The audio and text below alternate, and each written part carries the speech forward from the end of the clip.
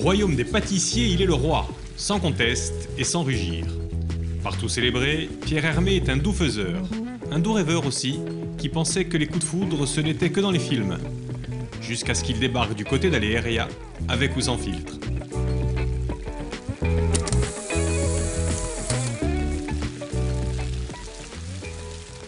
Et voilà Pierre, et bienvenue dans votre vie. Vous êtes directement au but. Je le connais celui-là. Oui, vous devez même bien le connaître. Oui, c'est moi tout petit, mais c'est une photo que j'ai retrouvée dans les archives de ma maman après son décès. Et c'est une photo de moi tout petit, je vais être tout bébé là. Vous êtes né il y a presque 60 ans maintenant. Hein. Ouais, en 1961. 61, en novembre 61, et vous serez fils unique. Oui. Hein? Et alors, il y a une particularité chez vous, Pierre, dites-moi si je me trompe, c'est que très vite, quand vous allez vouloir voir vos parents, il faudra aller... Dans la boulangerie, parce que mes parents étaient boulangers-pâtissiers. La maison Pierre Hermé la maison Hermé, pardon, a été créée en 1870. Et ça, c'est l'enseigne de mon arrière-grand-père, qui s'appelait Émile Hermé. Et on voit encore l'influence de l'appartenance de l'Alsace à l'Allemagne. Parce qu'on est où là? On est à Colmar. On est à Colmar, en Alsace. Et vous arrivez à lire ce qui a marqué d'ailleurs en allemand, là encore aujourd'hui? Bäckerei, ça veut dire boulangerie. Mehl und Kleie. Kleinweizen, ça veut dire, Mehl, c'est la farine. Kleinweizen, c'est du petit blé. Donc vous parlez encore couramment allemand? Ben, mes parents sont nés en 1930, donc ils ont subi la guerre, et pendant la guerre, ils ont appris l'allemand, ils ont été à l'école allemande, ce qui fait qu'à la maison, on regardait autant la télévision allemande que la télévision française, et à l'école, ma première langue a été l'allemand. Ah oui, effectivement. Et là, c'était une institution à Colmar. Énormément d'employés, là, hein? Oui, oui, oui. Tant et si bien que, effectivement, vos parents, ils vont passer leur vie dans cette boulangerie. Alors en fait, mon père a repris la boulangerie à la mort de son père en 59, ouais. Et il s'est marié en 1960, et moi je suis arrivé en 61. Et moi j'ai passé mon enfance dans la boulangerie, et pour voir mes parents, il fallait que je sois ou avec ma mère dans la pièce attenante du magasin, ou à l'atelier avec mon père, parce que ils y passaient leur journée. Ah oui. Donc la vie familiale était autour du métier de mes parents. Eh bien, vos parents, ils sont là, on va en parler un petit peu. Vous allez les décrire? Alors, donc, Georges et Suzanne. Ça, c'est une photo qui a été prise lors de leur 20e anniversaire de mariage. Ma mère, donc Suzanne Hermé et Georges Hermé. Comment on pourrait les... Quel caractère on peut qualifier? Alors, on va commencer peut-être avec votre maman. Ma maman, assez dure et très orientée sur la discipline. Oui. Et mon père, plus bienveillant et plus facile, mais en même temps moins présent, parce qu'il il travaillait tout le temps. Toujours en tournée même, hein, il allait distribuer un petit peu le pain ailleurs. Alors en fait, la boulangerie familiale était dans un quartier maraîcher et ouvrier, et donc mon père allait livrer chez les gens, et puis le week-end, j'allais faire les livraisons avec lui. Tous les gens qui commandaient des gâteaux, j'allais faire les livraisons, parce que du coup, ça me faisait de l'argent de poche. Alors vous étiez avec lui, est-ce que vous parliez beaucoup? Est-ce que c'était une famille où il y avait beaucoup d'échanges, beaucoup de... Ou est-ce que c'est... En Alsace, on est plutôt des taiseux. Ouais. Ça veut dire que les choses se disent pas forcément.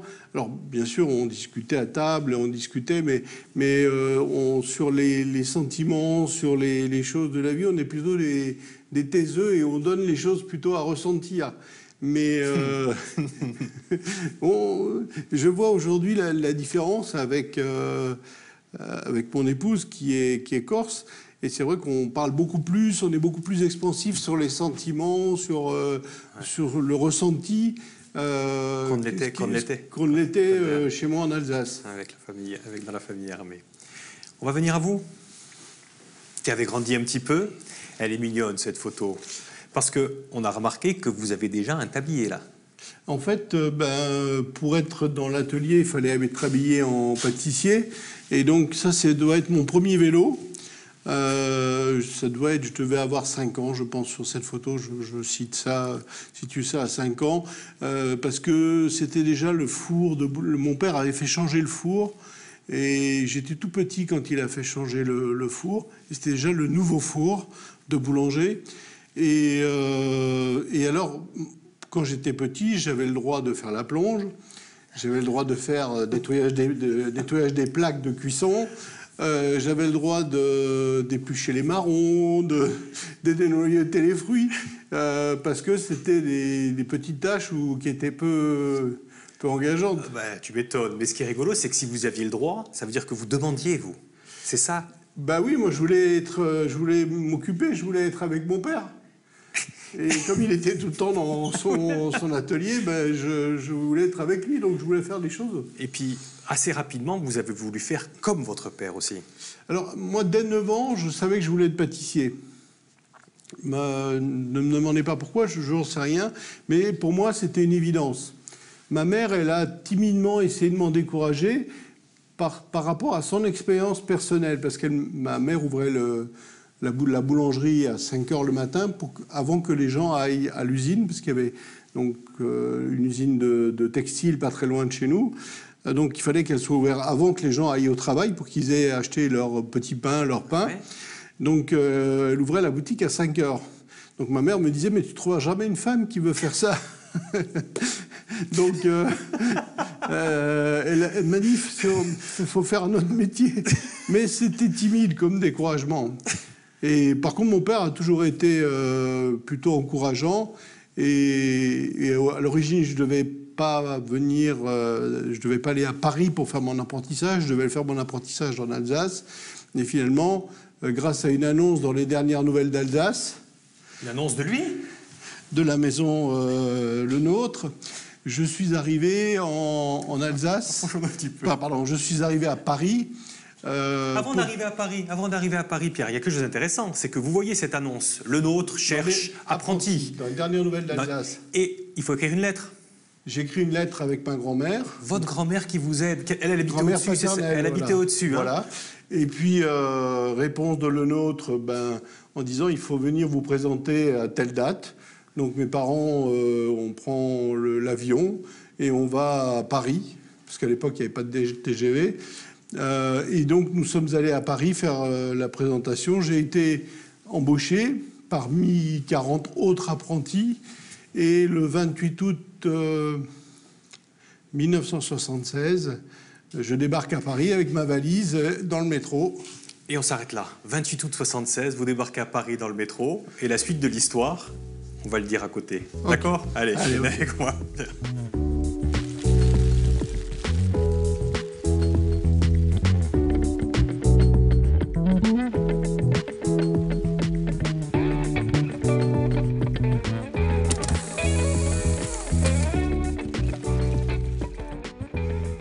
Asseyez-vous, Pierre. On est arrivé à Paris. 1976, et on va vous retrouver dans la boutique, chez Le Nôtre. Hein. Ça, c'est le jour, vous êtes très entouré. Quand arrive le soir, quand vos parents vous laissent en 1976, vous n'avez même pas, vous avez quoi? Vous avez 14 ans, 15 ans 14 ans, oui. 14 ans. Ils vous laissent dans une chambre de bonne le soir, et ils s'en vont. Non, mais ils ne sont pas venus avec moi, je suis venu tout seul. Ah oui? Je suis venu tout seul à Paris. Donc vous arrivez seul à Paris à 14 ans. 14 ans. Chambre de bonne. Chambre de bonne que je partageais, donc qui devait faire une dizaine de mètres de carrés, que je partageais avec un autre garçon qui était en apprentissage avec moi, Régis Durand. Et ça, c'est déjà maintenant au moins 4 ans plus tard. Mais c'était mais j'ai passé de formidables moments et j'avais qu'une envie, c'est d'apprendre. J'étais là pour apprendre un maximum. Je voulais tout savoir, je voulais tout apprendre. Au bout de 3 semaines chez Le Nôtre, pas 3 semaines, pardon, je voulais dire 3 mois, tout le monde savait que j'étais le jeune qui voulait apprendre et qui étaient toujours disponibles. Moi, le soir, j'avais rien à faire. Donc, s'ils avaient besoin de moi pour aller faire des conneries, mettre sur des plateaux dans les réceptions, enfin, s'ils avaient besoin de moi, j'étais disponible. J'avais rien d'autre à faire. Et quand je rentrais chez moi, je lisais des bouquins de pâtisserie, j'essayais de me renseigner sur le métier, sur ce qui se faisait ailleurs. Enfin, ouais. J'étais vraiment omnibulé. Je me rappelle pratiquement de tous les noms des gens qui sont sur la photo. Et pour matérialiser ce que vous dites, justement, que vous êtes prêt à tout faire, j'ai mis cette composition-là. Parce qu'on voit que, eh bien, là, vous êtes à la plonge, hein. Vous occupez tous les postes, partout, toujours, tout le temps, même le week-end, quand on a besoin de vous. Ça, c'est une photo qui est liée à la photo précédente, parce que c'était dans la même boutique, qui est la boutique Le Nôtre de Victor Hugo, où là, je nettoyais le congélateur, parce que il fallait entretenir le matériel. Vous l'avez évoqué, vous en parlez depuis tout à l'heure. Vous dites d'ailleurs « Monsieur Le Nôtre ». Et Monsieur Le Nôtre, on va le mettre là, Monsieur Le Nôtre. Alors là, c'est une photo qui m'a été envoyée par un de mes amis, un de mes anciens collègues de chez Le Nôtre. Au milieu, donc, Monsieur Gaston Le Nôtre. À droite, une de ses filles, Sylvie. Le monsieur qui est à gauche, je le connais très très bien, mais c'est quelqu'un qui a beaucoup compté pour moi. C'est un monsieur qui s'appelle Philippe Rousselet, qui a inventé les pièces montées chez Le Nôtre. C'est-à-dire qu'il a mis au point tout le travail du décor chez Le Nôtre. Et c'est quelqu'un qui a été avec Monsieur Le Nôtre dès le début. Et quand j'ai fini mon apprentissage, je voulais aller au poste décor. Pour moi, c'était le Graal. Et grâce à lui, j'ai donc pu arriver au décor parce que durant mon apprentissage, les week-ends, quand j'avais rien à faire, je venais travailler au décor juste pour moi, pour le plaisir. Donc, c'est quelqu'un par qui j'ai appris beaucoup de choses, et notamment une certaine esthétique dans la pâtisserie, une certaine idée de l'esthétique dans la pâtisserie. Pourquoi ça vous touche autant ? C'est des souvenirs de jeunesse, c'est les gens qui vont vous aider, qui m'ont aidé à me construire, à faire qui je suis aujourd'hui. Parce que Pierre, c'est marrant, c'est important dans une vie, les gens qui vous aident à vous construire. Ben oui, parce que Le Nôtre, Monsieur Le Nôtre, comme vous dites, je l'ai mis là parce que il va faire un des plus beaux compliments qu'on vous a jamais fait aussi. Un jour, vous faites une démonstration. Oui. Faites une démonstration, il y a votre mère qui est là, et qu'est-ce qui se passe ? On fait une démonstration, oui, pour un congrès de pâtissiers, et ma mère voulait absolument rencontrer Gaston Le Nôtre. À l'époque, je devais avoir 18-19 ans, et ma mère voulait voir Monsieur Le Nôtre pour demander comment son fils travaillait. Alors, il lui dit alors, Monsieur Le Nôtre, bonjour, je suis la maman de Pierre Hermé, et comment il travaille ? Alors, Monsieur Le Nôtre, il dit, vous savez, Madame Hermé, si j'avais un fils comme Pierre, je serais le plus heureux des hommes. Il a dit ça. C'est grâce à eux que je suis devenu professionnellement ce que je suis, quoi. Donc, c'est pour moi toujours important. Et c'est toujours ce que j'ai appris dans mon apprentissage, ça reste le socle de mes connaissances.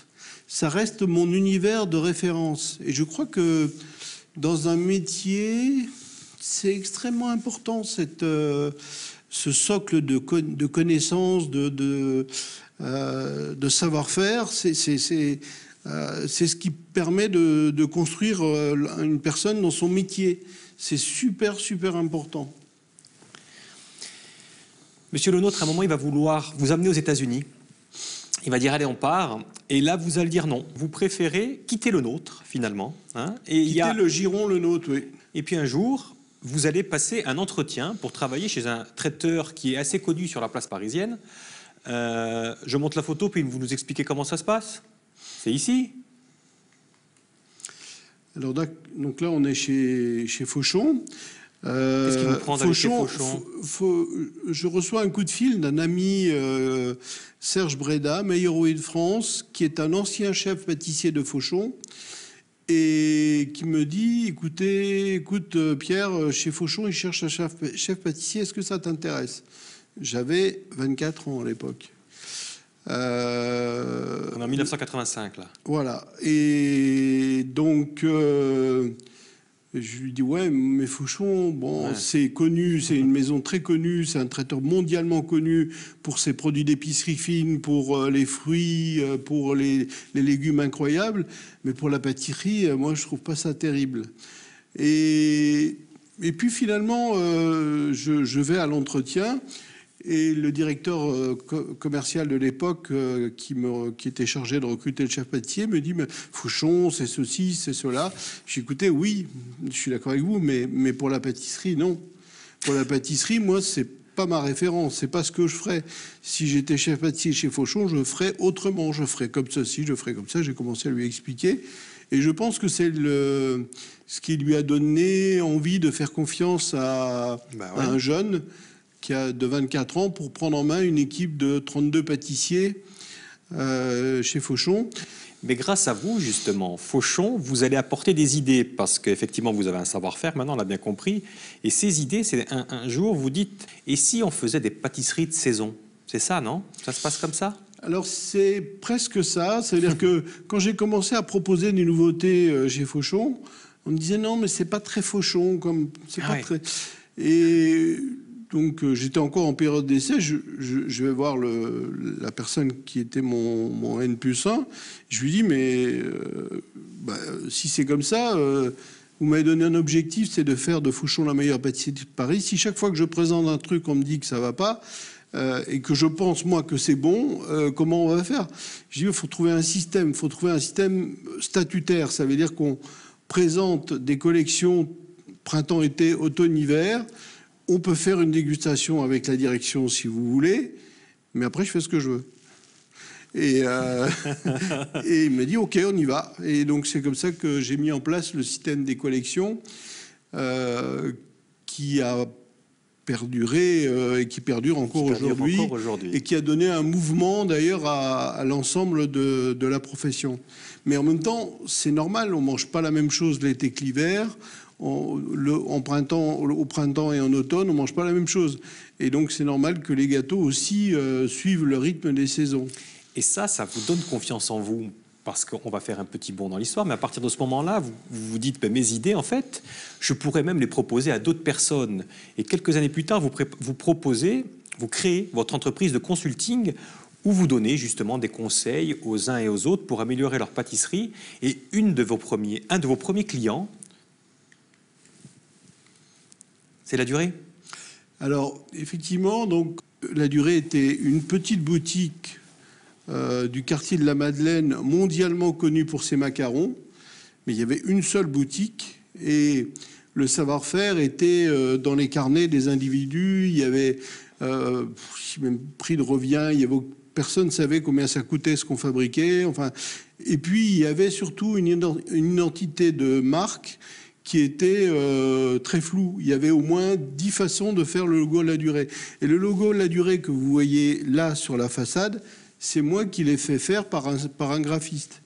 Parce que je trouvais qu'il fallait avoir un seul logo et le décliner sur tous les emballages. Une seule couleur. Et les emballages que vous voyez en bas, c'est moi qui les ai fait créer à l'époque. Et puis vous institutionnalisez autre chose aussi. C'est comme vous dites, le savoir-faire qui est un petit peu éparse, on en trouve un petit peu ici, des notes fragmentaires. J'ai fiabilisé le savoir-faire. Ça veut dire que j'ai établi des recettes claires et précises, partagées par tous et toutes, et puis fait des prix de revient, enfin fait... Et surtout, j'ai ouvert cette boutique sur les Champs-Élysées. J'en ai été le maître d'œuvre. Bien sûr, c'est le propriétaire de La Durée qui a décidé de la construction et de l'aménagement.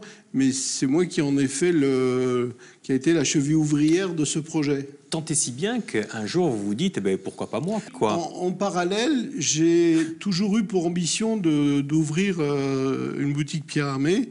Et la première boutique Pierre Hermé a ouvert ses portes en 1998 à Tokyo. Et elle ressemblait à ça, non? Voilà, dans l'hôtel New Otani. Et quand vous ouvrez cette boutique, Pierre, quand vous ouvrez cette boutique... 14 mètres carrés la boutique. 14 mètres carrés, hein, c'est la même encore aujourd'hui d'ailleurs. Mais Elle existe toujours aujourd'hui. Quand vous ouvrez cette boutique, Pierre, il y a la durée qui le prend très mal et qui dit « ça va pas durer, Pierre Hermé, vous allez vite vous casser la gueule ». Non, en fait, la durée, ils ont été vexés parce qu'on les avait proposé, on leur avait proposé de les associer au projet, ils ont refusé. Mais quand nous, on a ouvert la première boutique, ils ont rompu le contrat et donc, du coup, ça a permis le développement de la marque Pierre Hermé, une deuxième boutique à Tokyo en 2000 et la première à Paris en 2001. Vous anticipez, parce que ça, on va en parler justement dans une autre pièce, parce qu'effectivement, le développement de Pierre Hermé, ça va être quelque chose. Hein? C'est la première boutique de la marque et c'est au Japon, parce qu'à l'époque, on avait du mal à trouver l'argent à Paris. Allez, venez avec moi.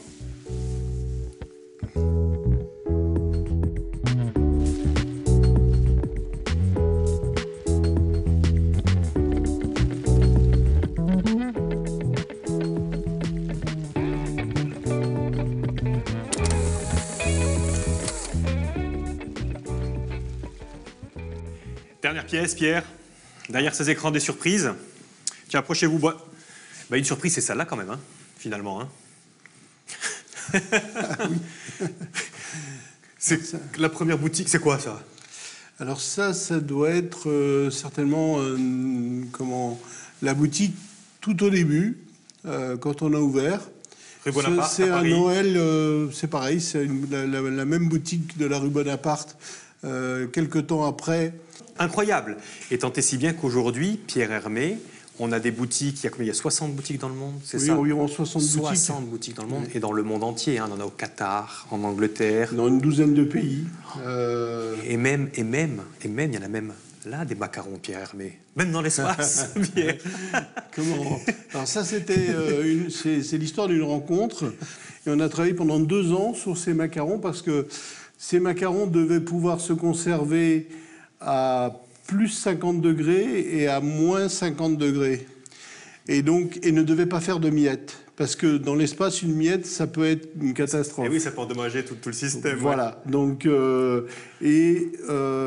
a envoyé les macarons, mais sans savoir si Thomas Pesquet allait les manger dans son coin et ne pas en parler, parce que l'agence spatiale n'avait pas le droit de lui demander de les faire voir.